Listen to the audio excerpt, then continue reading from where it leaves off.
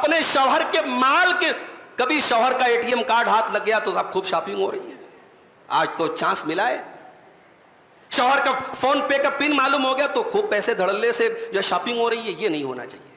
شوہر کما کے لاتا ہے تو اس کی محنت کی قدر ہونی چاہیے، اس کے محنت کی قدر ہونی چاہیے، اس کے پیسے کو گلچھرے کی طرح اڑانا نہیں چاہیے، اس کے مال کی حفاظت کرنا چاہیے. یہ بہترین عورت کی نشانی ہے میرے پیارے بھائیوں. اور آگے بڑھیے، گھر میں سکون لانا ہے تو تیسری چیز کیا ہے میرے بھائیوں؟ ایک دوسرے کی مدد کا، ایک دوسرے کے تعاون کا جذبہ ہونا چاہیے. زندگی کوئی نوکری نہیں ہے کہ جہاں شوہر باس و بیوی ملازمہ ہے، نہیں. زندگی کی گاڑی میں شوہر بیوی ایک دوسرے کے مددگار ہونے چاہیے، سپورٹر ہونے چاہیے. جہاں بیوی کو کسی کام میں سپورٹ کی ضرورت ہو شوہر سپورٹ کر دے، جہاں شوہر کو کسی سپورٹ کی ضرورت ہو بیوی سپورٹ کر دے، حد میں رہ کے، جائز حد میں رہ کے سپورٹ کا جذبہ ہو. اللہ کے نبی گھر میں رہتے تھے. حضرت عائشہ سے پوچھا گیا جب اللہ کے نبی صلی اللہ علیہ وسلم گھر میں رہتے تو کیا کرتے تھے؟ بھئی اللہ کے نبی کون ہے؟ VIP ہیں، very very very very very important person ہے نا. آپ سے امپورٹنٹ تو کوئی نہیں ہو سکتا سوسائٹی میں.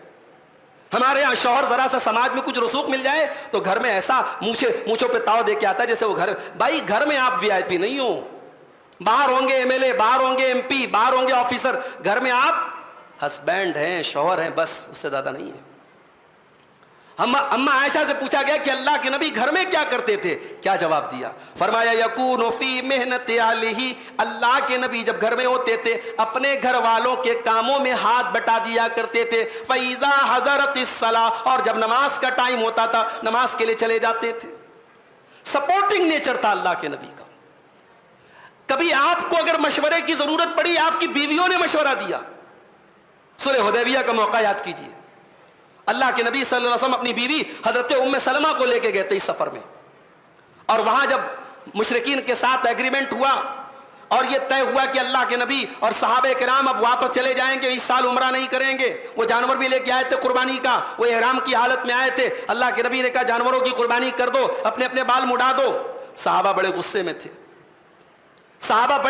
تھے، اس صلح سے صحابہ خوش نہیں تھے. صحابہ میں سے کسی ایک صحابی نے نہ بال کٹوایا نہ جانوروں کی قربانی کی.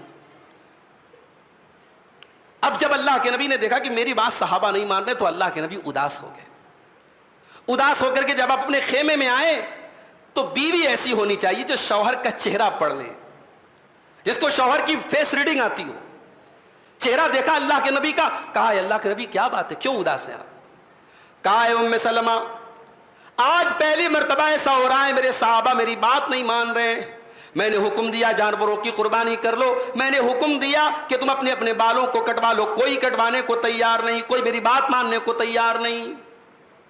ام سلمہ رضی اللہ تعالیٰ عنہ فرماتی ہیں اللہ کے نبی بہت آسان طریقہ ہے، آپ کچھ نہ کیجئے، آپ نائی کو بلائیے اور آپ اپنے بالوں کو مڈا لیجئے اور آپ اپنے جانور کی قربانی کر لیجئے، اس کے بعد سارے صحابہ اس پر عمل کر لیں گے، آپ کو کہنے کی ضرورت نہیں پڑے گی. اور ویسا ہی ہوا. اللہ کے نبی نے اپنے بالوں کو مڈایا، اپنے جانور کی قربانی کی، سارے صحابہ نے فوراً اس پر عمل کیا. لیکن غصہ اتنا تھا، صحابہ ایک دوسرے کا بال موڑ رہے تھے تو حضرت ام سلمہ کہتی کہ اتنے غصے میں صحابہ تھے ایسا لگ رہا تھا ایک دوسرے کی گردن کاٹ دیں گے.